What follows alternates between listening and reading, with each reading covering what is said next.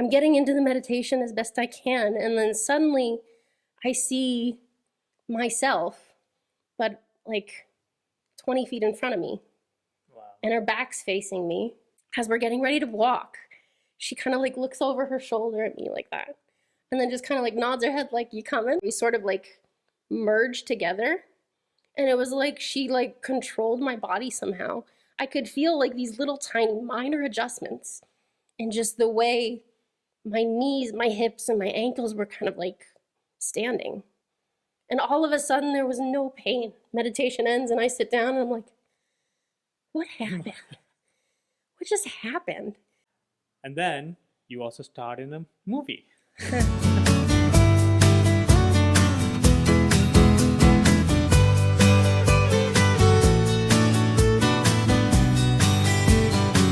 Hi, everybody. Thank you so much for joining us for this second episode of the MuniMinded Podcast. We have a very special guest here today with us.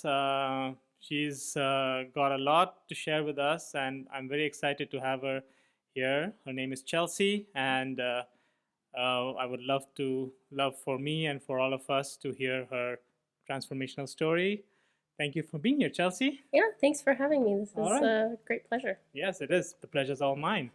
So maybe we can start a little bit, from the beginning. For those of us who don't know you very well. Mhm. So, maybe you can start from where you're from, how and what started off this journey of yours. Yeah, I was born with a genetic condition, a genetic disease called cystic fibrosis. Mm-hmm. And it's a very serious illness. It's often a terminal illness. And when I was about 25, I think, maybe 24, but it just completely wiped out my lungs. And I was really close to dying, and my lung function got low to the point where I needed a double lung transplant. And it was a really hard time in my life, but ultimately I decided not to get the transplant and to pursue, meditative practices. At the time, I was really into Dr. Joe. And it kind of worked out. I used to be on oxygen and in a wheelchair, and now I'm off oxygen for the most part. I need it on airplanes, but like the altitude is just a little much. But in terms of like mobility, I'm able to get around pretty easily. I'm able to do some work. I still get winded, but ultimately I'm just living a much more comfortable life just because of the meditation. That's fantastic to hear.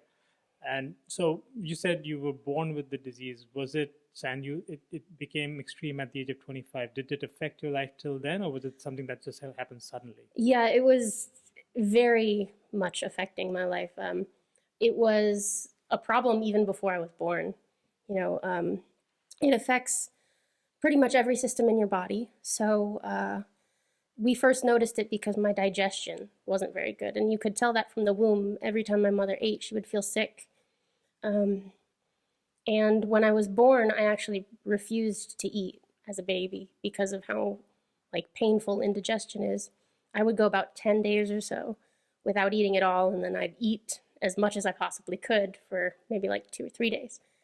And it was just a nightmare for my mom because, the baby's crying all the time, and and for a while we didn't really know what it was because cystic fibrosis wasn't really known very well. It wasn't terribly common. It was kind of just coming into being a disease that people recognize and can diagnose. So it from birth and onwards, it just made life very, very difficult. You have a lot of trouble gaining weight, and so you end up being kind of small throughout your life, and it's hard.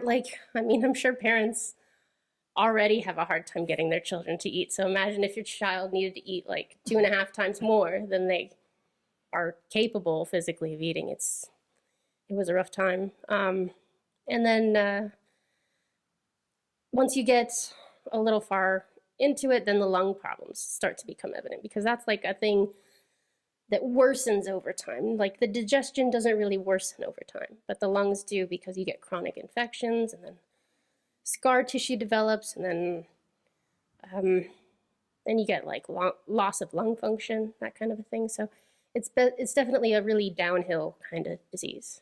Right. Okay. And then how did you transition from traditional pharmaceuticals to non-traditional, like meditation kind of practices? How did that happen? Well, at the time, there was really nothing left for the doctors to do. You know, I've been on pharmaceuticals my entire life. I still take many of them, you know. But it got to a point where just you sort of realize like you can't be helped anymore. You know, there's only so much that medication can do, and then you're going to the doctor to try and get better, and they're telling you like, we're out of options here. So you kind of become your own doctor, and you research and you learn, and you try and discover new things. You try a lot of things to see what works, and I tried a lot of things. We tried like all those like mats and stuff. We tried like one of them was a Rife machine, one of them was called a Beamer, and we tried going vegan, we tried eliminating sugar, we tried all sorts of like health supplements and immune boosters and all sorts of things. I even tried stem cell therapies, and I forget what the other ones are called, but it was a lot. You just try a lot of things. And then it wasn't until I was like in the hospital for an exacerbation that we decided to really dive into Dr. Joe and his videos. How did you find Dr. Joe? Through my fiance's mom. Okay. She got recommended it because she was going through cancer, and she passed the books and videos off to him to see what he thought, and he thought a lot, so we gave it a shot. Okay. And how long ago was that? So when did you find them, and how was that journey? Oh, that would have been, goodness gracious, that would have been, I think, 2019. I'm pretty sure. It was our first like Around introduction. COVID. That was around about COVID. Right? Yeah, that was really right close to COVID. We were actually supposed to go to our first event in April of 2020, and it got canceled because of COVID. So we had to wait a whole nother year before we could actually go to an event. Okay. So you found Dr. Joe. You started with the books and the videos and the meditations. Mm-hmm.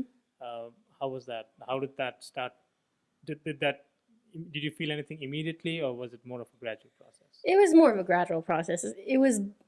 My body was in such poor condition that meditations were actually quite difficult to do. I would imagine. So a lot of the times he'll say like, breathe and relax. And I was like, those are opposites. Breathing is very hard. It's very stressful. It takes a lot of my energy to do. And so I struggled a lot. And when he would say like, focus on the area around your heart, and I'd be all like, there's a lot of pain there. We'll just focus on this area that's in a lot of pain. It was really hard to do effectively at first, and it definitely didn't feel good for a long time, and emotionally at that time I was like going through major anxiety, major depression. And so even just when he says try and find an elevated emotion, that wasn't possible either. So it was a really difficult time trying to get used to, feeling things. What kind of emotions would you feel during the meditation? Did you feel angry that he's asking me to feel elevated emotions? And Yeah, right. There was a lot of anger, but the anger was more for myself. Like I was angry, angry that I couldn't do it. Angry that like it's such a simple thing and I couldn't do it. And like a lot of frustration with my situation and just the barriers I've had to climb over. And I've just had a whole lot of anger my whole life. So it wasn't just new anger, it was old anger coming up as well. But yeah, I remember there were times where I would like do a whole hour of meditation where I'm like angry crying the whole time. So Yeah, I can imagine. I've been there too. Like, I do not want to feel this emotion right now. Let me feel what I'm feeling. Right? But then when did the breakthrough come? So there was a time when something shifted, right? What was that experience for you? Well, I kind of had to take things as like baby steps. So when I realized that like the meditations weren't really going anywhere, I decided, I was like, okay, let's break this down into like little parts. And I kind of broke it down into like, there's the breath, there's the emotions, and there's the like relaxation. And I was like, breath and relaxation are pretty hard. Why don't we just start with happy? So I just kind of went into like my analytical mode of like what makes me happy. And so I was just paying attention all day long, which was something I was pretty good at, but the thing I would pay attention to was my body. And I was like, I can pay attention to my body. I know I feel happy at some point during the day. I just have to catch it. And so I would just pay attention. I'd just look for whenever I laughed or smiled or something. And I found out that the thing that made me smile the most was videos of puppies and kittens on the internet. So I would just watch YouTube all day long. If it wasn't puppies or kittens, I didn't watch it. And so I kind of like retaught myself what happy feels like. And then once I could feel it on my own without anything to cause it, I was like, okay, now I'm ready to go back to meditating. And I found a little bit more ease and a little less frustration when I was finally able to understand what happy felt like. And then after that, I focused on the relaxation. And part of that meant like I had to,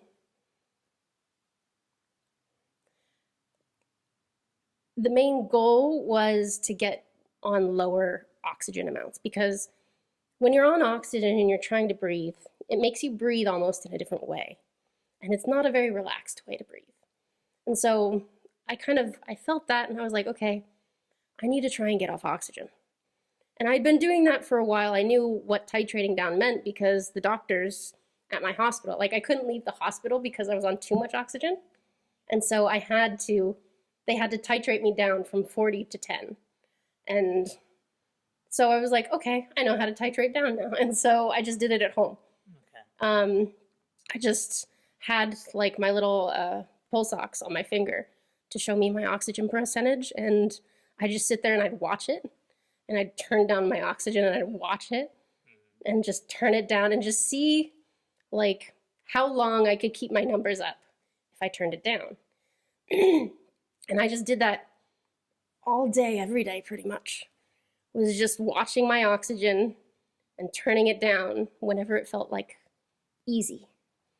And so I was gradually going down, and I think I got it down to about 1 liter instead of 10.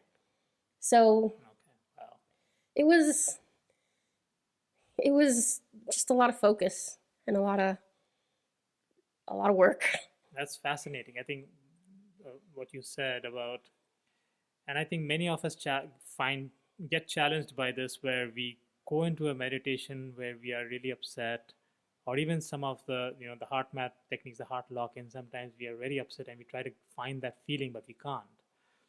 And what you said, you were going to meditations, but you would come out angry, and you would go for 1 hour and nothing's shifting in your state of being. Mm-hmm. And what you do is just watch YouTube videos of puppies. And people would be like, but that's not meditating. But I think it is. In a way, I think it is. You have to access those emotions somehow. Right. And it just helped. Like I know that you're supposed to do the meditations and you're supposed to like focus and relax. And I was having trouble with all of the components that you needed to meditate. And so I was like, okay, we'll just put meditation aside and focus on one of the components. I think I just needed the baby steps, I think I was just so far gone that I couldn't jump straight back into coherence, into like relaxation, into not thinking. It was just too big of a leap. Yeah, I think that's a valuable lesson that I'm getting from this conversation, that yes, we need to take baby steps sometimes, and we need to be, we are all in different stages of our evolution. And what works for one person, and we see these people, and we see Dr. Joe, we see all the other spiritual leaders, and we try to follow them, which is great. I mean, they're showing us a path, but maybe we're not ready for that path, or maybe our path is different, or there are many different ways to reach wherever we want to go. And that's fascinating that meditation didn't work for you initially, but YouTube videos of puppies work for you. And that's equally valid. Yeah, I think That's so. equally valid. That's fascinating. And then when you said you were titrating yourself down, was it after you got into those elevated emotions, or then it kind of became you were normally in a better state of being when you started to titrate yourself down? Yeah, I was in a better state of being. I think I was trying to keep it on the lowest amount of oxygen possible. That's kind of just the advice that your doctors give you, is like, don't overdo it. Is because you want to be on the lowest, because otherwise you'll like stop breathing. When it's really hard to breathe, and I experienced that when I was first on oxygen, is when it's so hard to breathe and then you finally get oxygen, your body just kind of needs to relax. And so it's like, okay, my breathing will just get a little shallow and I'll take it easy. And you don't want your body to take it easy. You want full breaths, because that's healthy. And when you titrate down, like, you don't want it to be difficult to breathe, and you don't want to see your numbers go down. So it's kind of like this real sweet spot of just like taking full breaths and having it be maybe a little hard, and still keeping your numbers up. Because if it's too easy and the numbers are high, like, you'll just stunt your lungs almost. Like, they'll just stop working. You'll get too shallow, and then, because that's why you go to pulmonary rehab, is they get you moving, they get you working, because your body needs to work. If it stops working, it stops working. Wow. It's fascinating that most of us don't even think about that, because it's just an automatic process, and you had to actually almost take control of that automatic process that most of us don't even think about. Yeah, it takes a lot of kind of like learning to communicate with your body. That's fascinating. And learning how the body communicates to you. So it's like the body always tries to do the easy thing. It never wants to work hard, which is why you can't take the oxygen up, because then it'll work less and less. And then you become more dependent on the external oxygen. Exactly. And then, you're more, like, with shallow breathing, you're more susceptible to a lot of diseases, because you're not using your whole lungs, which means things that you normally would breathe out get stuck in there. And so it's a very unhealthy way to breathe all shallow. But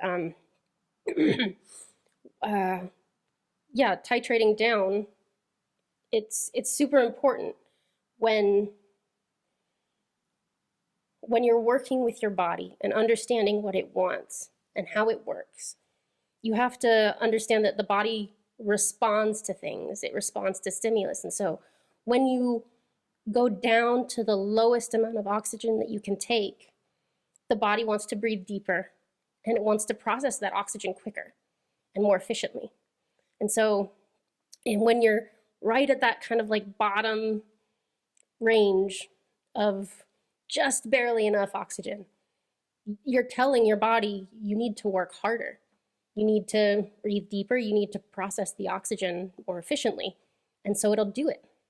Your body will do what it's prompted to do. You just have to, do it to the right degree. Right. And this process seems like it gave you much greater awareness of your body. And you literally learn to communicate with it. To the degree that you literally learn to communicate with your body how to breathe, which most of us don't even think about. Yeah, it's funny, the amount of thought that had, and energy and conscious effort that had to go into breathing. It made sleeping a lot harder. but yeah, it's a lot. Wow. Okay. And then you went to the event, right? And then you had some experiences in the event? Yeah, the first year that we started going to events, we went to 3. Okay. The first event was in Orlando, and I didn't expect to even be able to participate much. At the time, I wasn't even capable of sitting upright. I had to be reclined to a degree because the amount of coughing that I did tore a bunch of muscles in my back. And because my body was just so, in such poor condition, they just didn't heal. And so it was just all scar tissue back there. And I literally was incapable of just sitting up. Wow. When was this? Do you need some water, by the way? I'd love some Yes. water. But yeah, it would have been, thank you.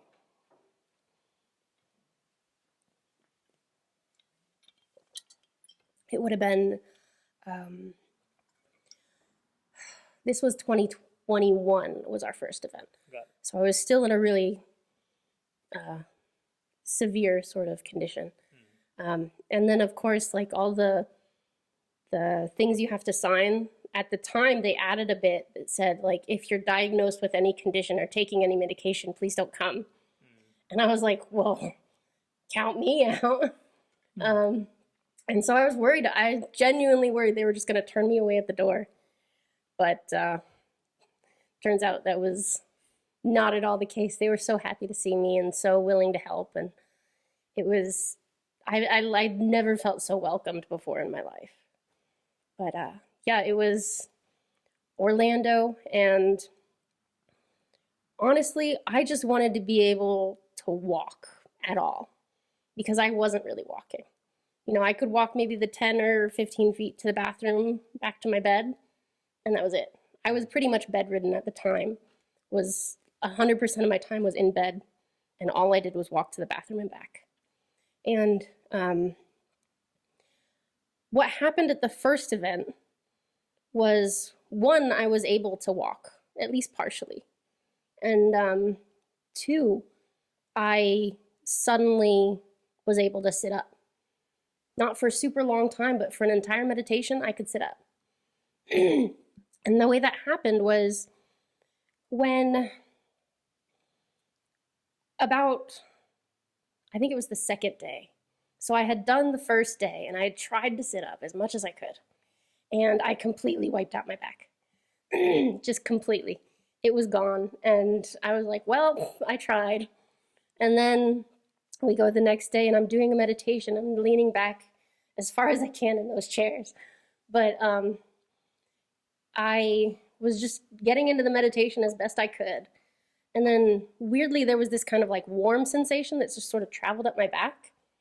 And all of a sudden, I was able to just kind of hold myself up better than I had ever been able to do in a very long time. And even though my back still hurt a lot, there was a lot of pain, the fact that I was able was phenomenal. It was miraculous. I hadn't expected that. And then the walking. The walking was genuinely a surprise. I would walk a whole meditation. Those are an hour plus. And this is coming from just walking about 15 feet 3 times a day to walking for an entire hour. And I remember the first walk I did, I managed to do the whole thing. And then when we get back to the room that night, I had shin splints. So my shin, the muscles around my shin were swollen and red and bruised in spots. You weren't used to walking back. Exactly. Right. All of the muscles had atrophied and my bones had gotten really brittle. Yeah, they weren't dense anymore. I had no bone density. I had no muscle tone. It was all gone. But you didn't feel that while you were walking? Didn't feel it while I was walking. And so, there was the pain of the exertion, but other than that, it was wild. So we get back to the room after the first night and my legs are just in tatters almost. And I go to Angel and I was just I don't think I can do tomorrow because we were starting with a walking meditation in the morning. And I was I don't know. I don't see how this is gonna work. And he was like, well, you can do it in your chair. And I was being all stubborn. I was like, I don't wanna do it in my chair. I'll walk. And so I was determined, and I was like, you know what? I'll start standing. I can bear the pain enough to start standing. If I need to sit, I'll sit. And like, in the beginning, you're just standing and not walking yet. And I remember I'm getting into the meditation as best I can, and then suddenly I see myself, but like 20 feet in front of me. Wow. And her back's facing me. And I'm like, what am I seeing? And then I see, as we're focusing on each chakra in turn, I think it was like 1, 4, 6. I see them light up in her. Wow. As I focus on mine, it lights up in her. Wow. And it blew my mind. I was like bawling seeing this. Wow. And then as we're getting ready to walk, she kind of like looks over her shoulder at me like that. And then just kind of like nods her head like, you coming? Wow. I'm literally having chills right now. And so I was like, totally, I'm coming, wait for me. And so Wow. I walked to her, and as we kind of like get close to each other, we sort of like merged together. And it was like she like controlled my body somehow. I could feel like these little tiny minor adjustments and just the way my knees, my hips, and my ankles were kind of like standing. And all of a sudden there was no pain. Wow. No pain in my shins anymore. And it felt almost like I was wading through water. Like there was like a resistance from the outside almost. It's weird to explain. Wow. But yeah, I was just walking, no pain. And then meditation ends and I sit down and I'm like, what happened? What just happened? And then I'm sitting there like I'm like checking in with my shins, like, am I okay? And I'm like banging my heel on the ground, like, this doesn't hurt anymore. And we get back to the room that night and I'm like trying to tell Angel over and over again, like, this is incredible. I don't know what happened. And I was like, look what I can do. Look how hard I can bang my foot on the ground. And then I was like, I bet I could jump up and down. And so I got up and I jumped up and down and I was like, it doesn't hurt. Wow.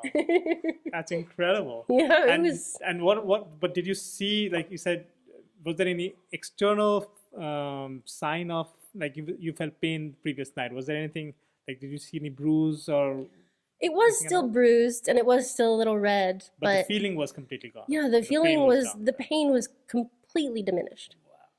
Like it was still tender to the touch, but in terms of walking, nothing. And did that ever come back? The pain? No, Oh, the pain didn't come back. That was no. it? Yeah, that was it. Wow. I mean, it came back like long time after the event. So like, but within that week, there was no pain at all. But there were other times when I would like push myself a little too hard, trying to walk just a little bit farther where like it would get a little swollen. And your body would talk to you. Yeah. And I'd be like, ow, okay, fine. Wow. That was the first event? That was my first event. Wow, okay. And so, but you were still having the lung issues that still didn't get resolved in the first event. It didn't, but at that time I had titrated down to the 1 liter. So Okay. I was working on getting off oxygen completely, but at the time I only needed the 1. And I turned it up a little bit when I was exercising. But yeah, at the time still needed it, but a lot less. Okay. So from there, what happened that you were finally able to get off of the oxygen? How was that journey? Oxygen was kind of an up and down sort of a thing. I was able to get completely off of it before my second event. Okay. But then the second event turned out to be super duper hard and I had to go back on. So the second event was in Colorado, and Colorado is a pretty high elevation. Altitude, yes. And I didn't plan for that. I didn't expect to have a whole lot of difficulty because I was like, I'm off oxygen. It's not a problem. And I was like, I'll probably need it a little bit. So I brought my machines, but I didn't expect it to be that difficult. I couldn't function up there. I just couldn't. And we were running around like just trying to find outlets to plug into, because after being off of oxygen, now all of a sudden, all of my machines had to be turned up all the way up to like full capacity. So they were like zooming right through their battery. And so we were like desperate, looking for plugs every single time, and running back up to the room in between at every break, trying to put me on the big wall unit instead of the portable unit so that the portable could charge faster. It was a nightmare. And then it was just so hard to do anything. Like, I still made myself go through with all the walks and stuff, but my body just wanted to give up at every second. It was just like done. The whole retreat, it was exhausting. And I was lucky enough to be part of the research during that. And so that meant I was waking up earlier and staying later. Okay. So I was getting less sleep. You were getting your brain mapped? Yeah. Okay. Yeah. So I was getting less sleep and working so much harder than I'd ever worked before. Okay. And so after that week, my body was just so exhausted that I had to go back on the oxygen again. And also, when you go on oxygen, it's almost like an addiction. You have to titrate off. You can't just stop after being on. So it was a very trying time. So the first event, you had this mystical experience and it really elevated you. Mm-hmm. And then you had a almost opposite experience in the second event. What was your mindset? What was your thought process? Did you take any lessons from it? During that time, I was just pushing through. You know, I was just in kind of this state of just get through it. You know, not really trying to learn or anything. It was just like, just try and participate with everything. That was the goal. I was just like, if I can do all of the meditations and all of the walks, I will be happy. And then when there were a few times during that retreat where like I had kind of visions during the meditation, or like I had a lot of major healing. Like, we went to somebody's hotel room where they were doing even more healings, and I got to lay down and be healed.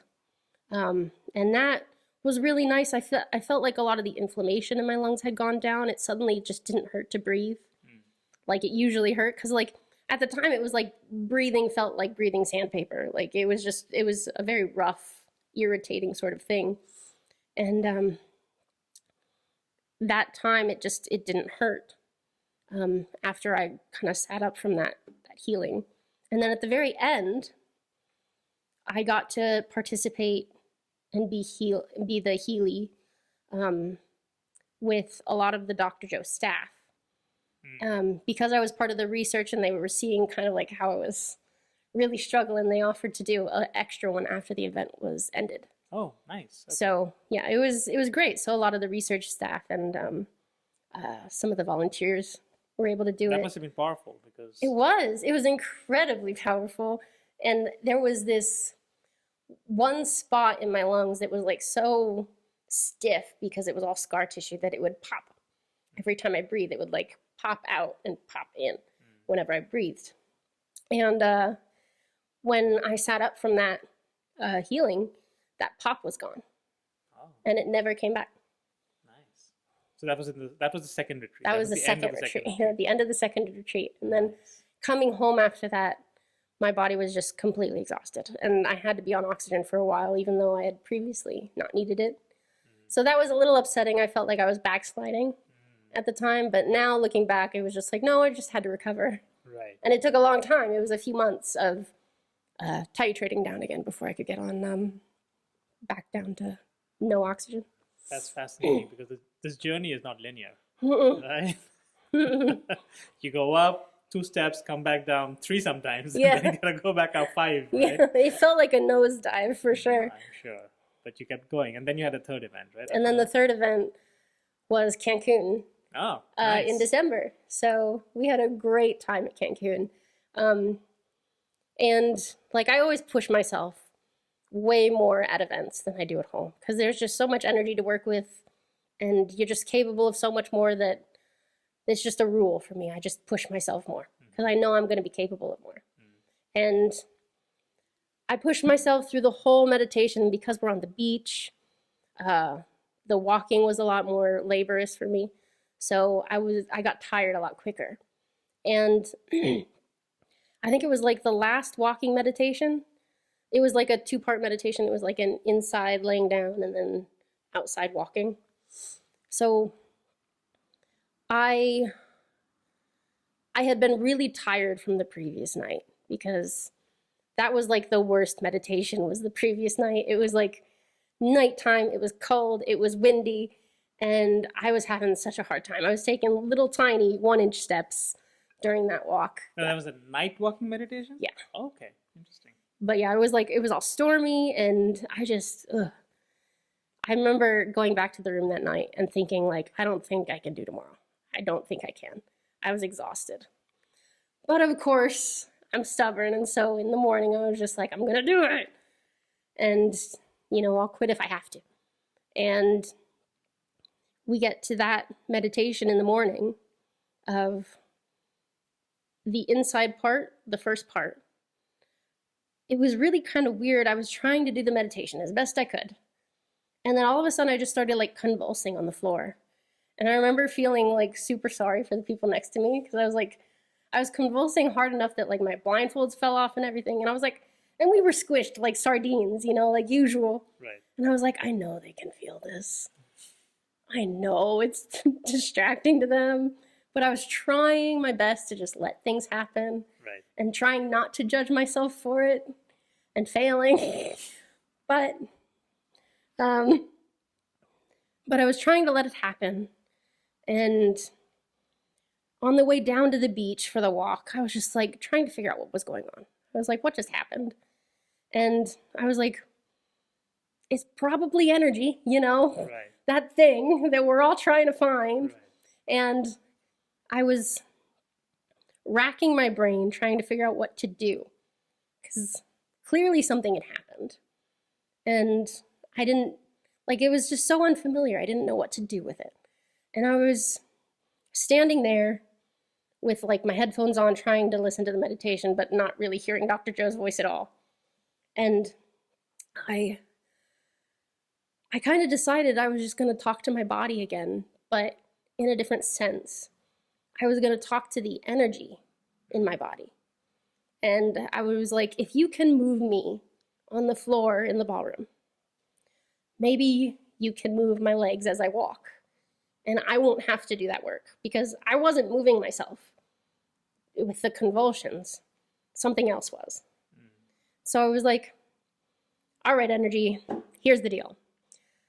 I'm going to point myself in a direction and you're going to take me there. And all I was going to do was just look ahead and think forward. Wow. And then trust that the energy knew how to move my legs just as it moved my body. And so the music starts going and Dr. Joe's like, all right, walk. And I was like, here we go. Walk. And it just sort of happened. I just sort of walked. And even though I was taking such small steps the night before, I was keeping pace and passing people. That was not a thing. I was a slow walker at this point. And suddenly it was just normal. I don't know how to explain that really. Yeah. It was just, it was almost like I was commanding the energy and it was just working with me. And so after that meditation ended, I was still okay. And I wasn't getting tired. And I was kind of walking my way back to my wheelchair. And I was like, I feel pretty good. And Angel comes and finds me. He's like, "You need a ride, like a piggyback ride?" And because I needed one the night before. And I was like, "You know what? I think I'm good." Yeah. You want a piggyback ride? And then we get to my wheelchair and he starts setting it up for me to get in. And I was like, "You know what? I think I'm going to try and walk a little more." Nice. And it was just kind of this tentative, like pushing myself a little bit at a time. And, we went and we ate. And then Angel's like, "You want to get back in the wheelchair?" And I was like, "No, I think I'm okay. I think I can walk." And it turns out we stayed an extra 5 days in Cancun past the event. Because, why not make a vacation out of it? Right. And it was like this cool little community where everything's walkable.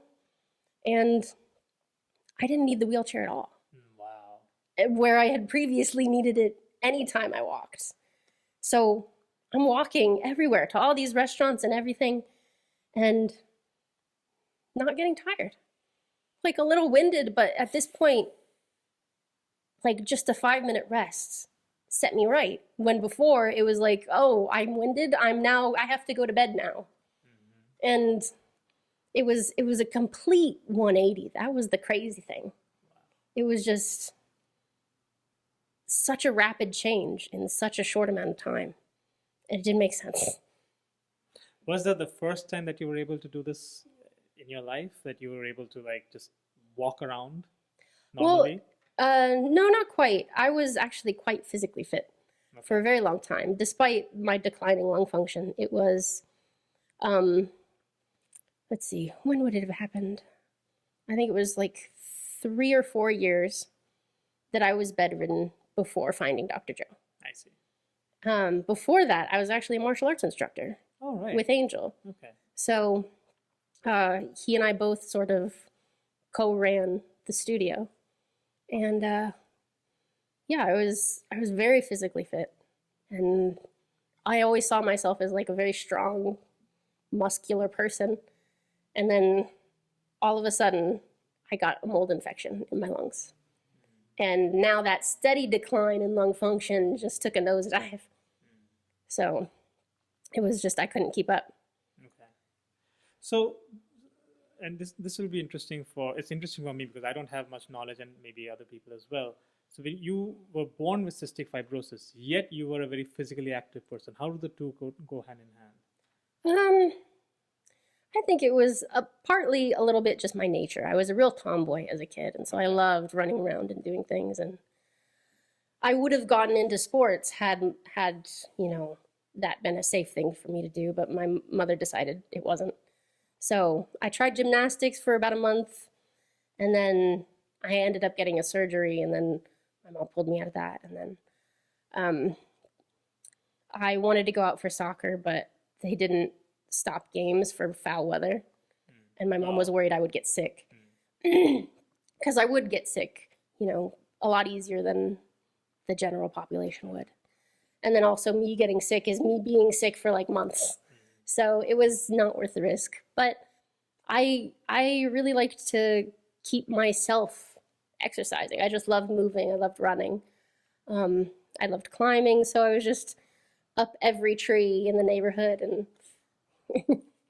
and running around with my friends, playing tag, that kind of thing. And then in high school, I took dance classes, and I took a silks class, and I took a trapeze class for fun once. Wow. Okay. So I just loved being physical. It was just who I was.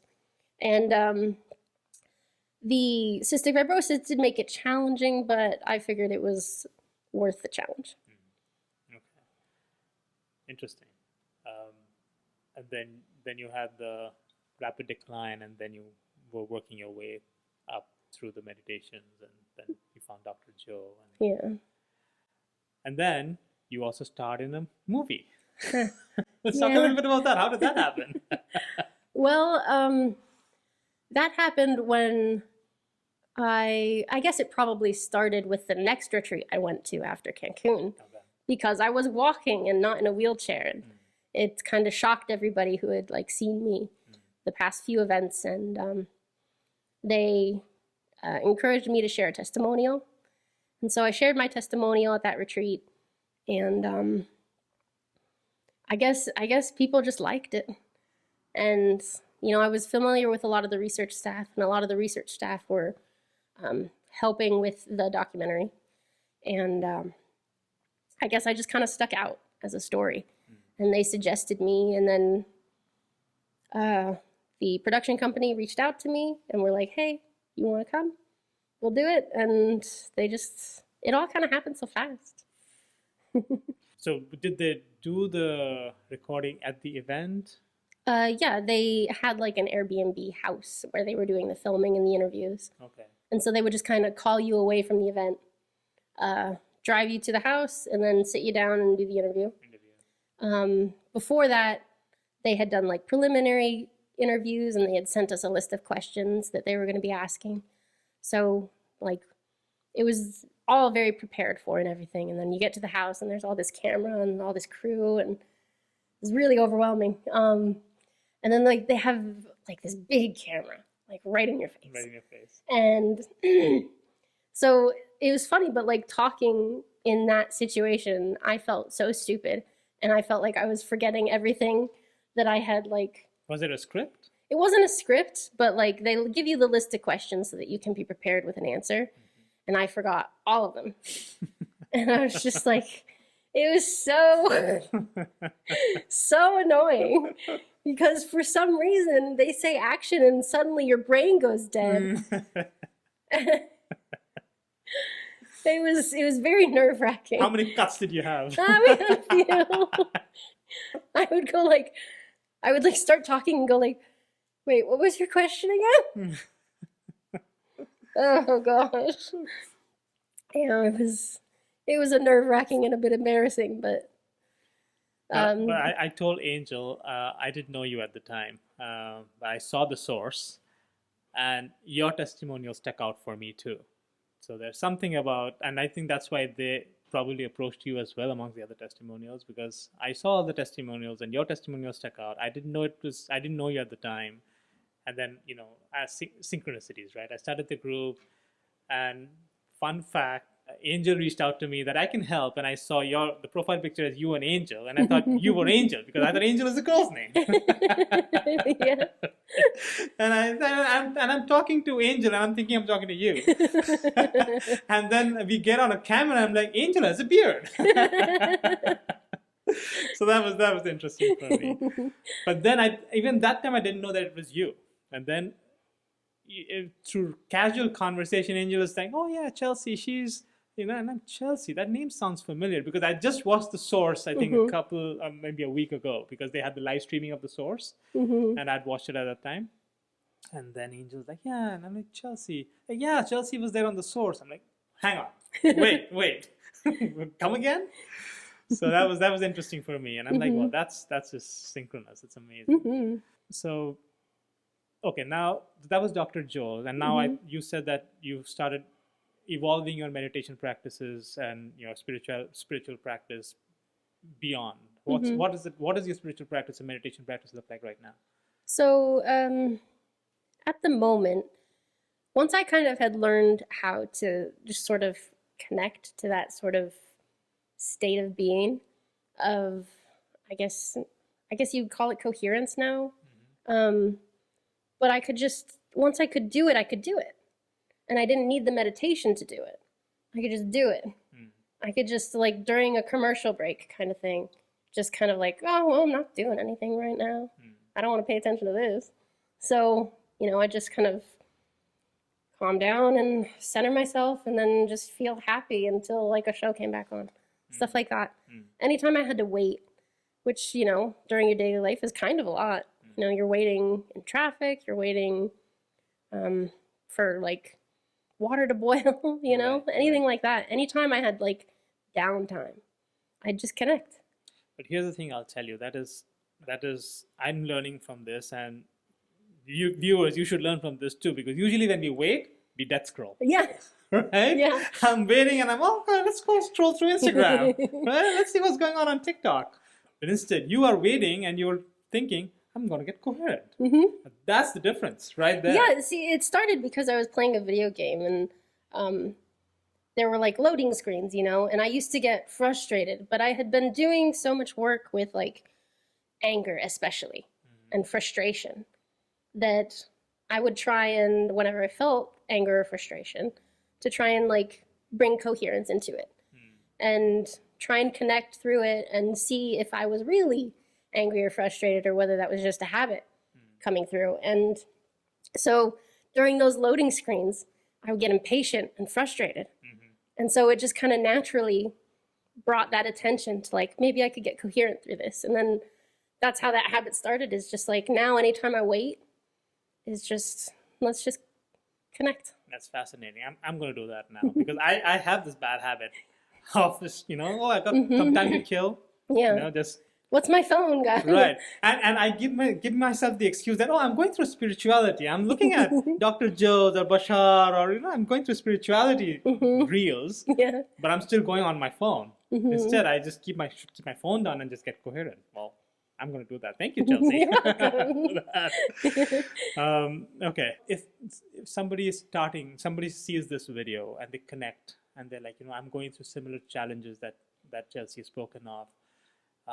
What is now that you've gone through this journey and you've made your own mistakes, you've learned from your own mistakes, you've gone down paths that worked and there's some that didn't work, what would be your advice to somebody who was facing something similar and maybe thinking of what to do and maybe thinking of getting into something more than pharmaceutical, traditional methods of healing?